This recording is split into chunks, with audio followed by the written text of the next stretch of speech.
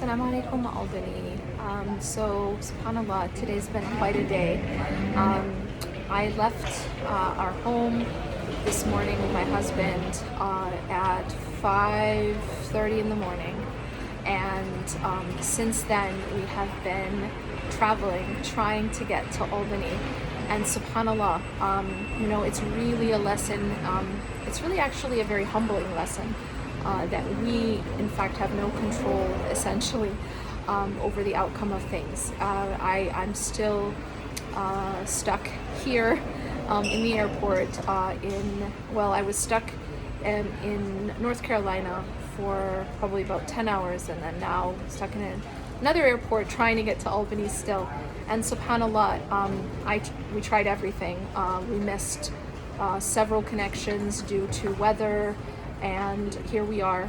It's been about, I guess now, we could be in Egypt by now. But basically, it's been about, I'd say 14 hours of travel, and we're still not there. But subhanAllah, it's a lesson.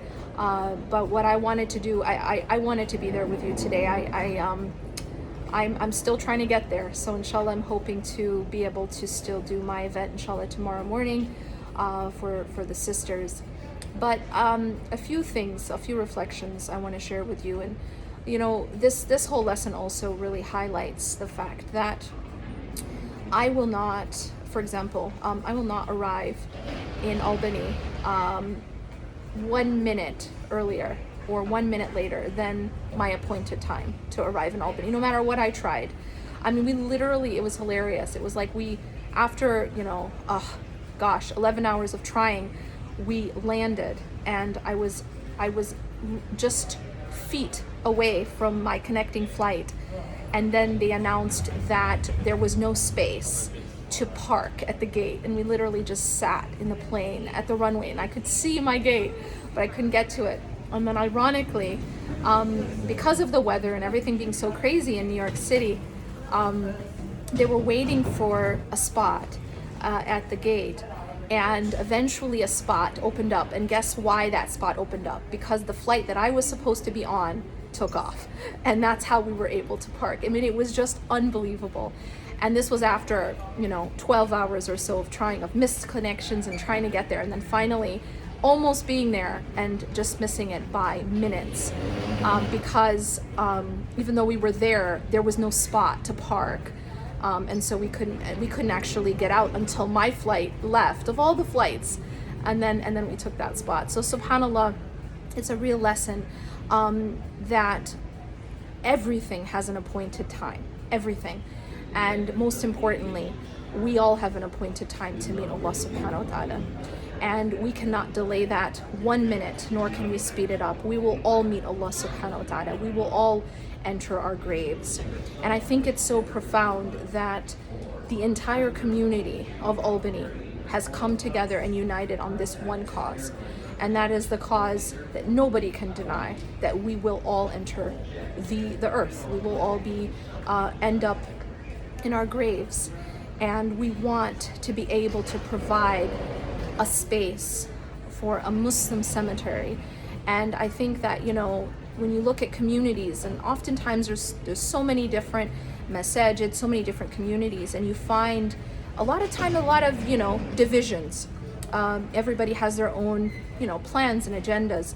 But subhanAllah, when you see a community come together for one good cause, that's a really beautiful thing. And that's what's happening here. You are coming together for this one cause. And I encourage you, I advise you from the bottom of my heart to support this cause, because every single one of us will end up in that place. And this is a certainty. It is only a matter of when is that appointed time. And that appointed time is determined only by Allah subhanahu wa ta'ala. We cannot delay it, and we cannot speed it up, as I learned today on a much, lesser scale. I wanted to just speed up the airplane just by a few minutes to catch my connection after missing the morning connection already, and traveling for so long, but I couldn't. It was not in my control, and it was very humbling, and I had to accept that, and I had to submit. This is one of the attributes of Allah subhanahu wa ta'ala, al-Qahar. He is the one who subdues, and He is the one who's in charge, no matter what we do. And so it's a lesson, a bigger lesson as well, that Allah subhanahu wa ta'ala determines when we will meet Him and when we will enter our graves. But it's a certainty, we will all enter our graves. We want to be able to have a Muslim cemetery, and your community is fortunate enough to have that land already approved, and they just need the funds from each and every one of you to come together for this cause. And it's a cause that is actually in every single one of yours best interests, because we will be there, ourselves and our families, and we want to be able to rest and to have our families rest among believers. And this is going to be a home for a time. We're told that this is part of our journey back to Allah subhanahu wa ta'ala. It's the life of al-barzakh, the life in the grave. We want that to be among believers and in a place where we can have the proper burial and according to the sunnah. This is something that when you invest in this, it will be a sadaqah jariyah, because it will benefit for years to come all those who rest and lay their family to rest among believers. So I ask you to support this, and I remind you, the words of Allah subhanahu wa ta'ala, where He tells us that there will come a time وَجَاءَتْ سَكْرَةُ الْمَوْتِ بِالْحَقِّ, that the stupor of death will come with the truth, al-haq, the truth. ذَلِكَ مَا كُنْتَ مِنْهُ تَحِيدٌ. This is what so many of us have been running away from, trying to escape. But when that stupor of death comes, there's no escaping it. And Allah subhanahu wa ta'ala tells us that at that time, لَقَدْ كُنْتَ فِي غَفْلَةٍ مِّنْ هَذَا فَكَشَفْنَا عَنْكَ غِطَاءَكَ فَبَصَرُكَ الْيَوْمَ حَدِيدٌ. That indeed you were heedless of this, that we live our lives heedless of that moment, of that meeting with Allah subhanahu wa ta'ala. Every single one of us will meet Him, but we live heedless of that.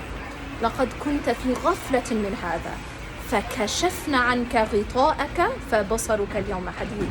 And so we have removed the veil from your eyes, and today your eyesight is keen. And so let us live our lives in such a way where we remove that veil even before that veil is removed at death, and that we prepare for that day even before we meet it. This is one of the most beautiful ways to prepare for that. I mean, you're literally preparing your own place and the place for your loved ones among believers. May Allah subhanahu wa ta'ala put barakah in this effort and in this project, and may Allah subhanahu wa ta'ala have mercy on all of us when we enter that resting place.